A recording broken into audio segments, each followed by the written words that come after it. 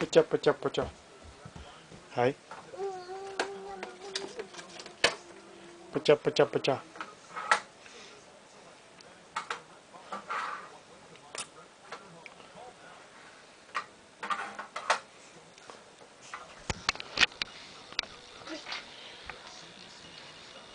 Ý ơi, ý mấy tuổi?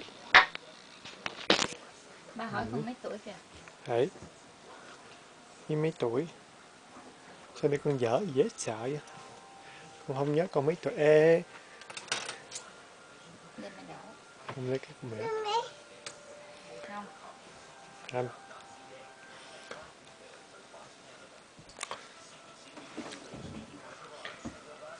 Lấy gì? Cái này á. Nè, lấy chiếc cam đi.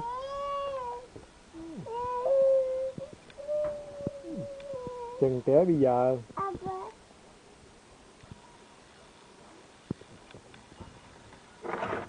Không lấy của mẹ. Không lấy cái này. Lấy cái gì? Này hả?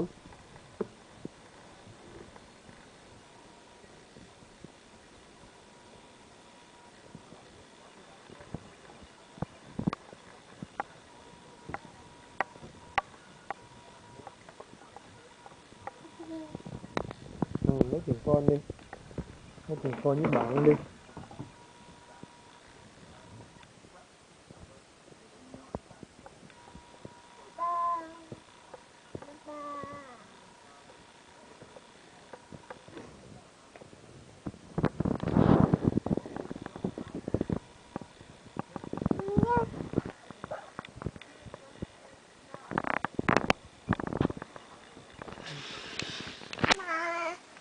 Bang.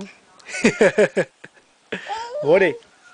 Chin chin chin chin chin chin chin chin chin chin chin chin chin chin chin chin chin chin chin. Sao?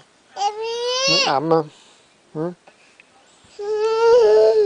Trời ơi, nhớ nào mà nhõng nhẽo đó. Không có đưa con cái máy hình được. Đưa con máy hình con liệt xuống đất nó hư làm sao? Đấy.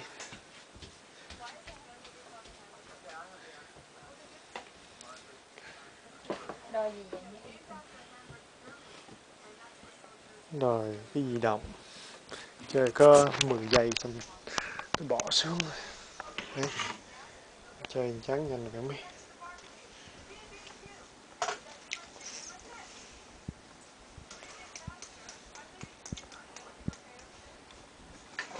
Tắt con vàng.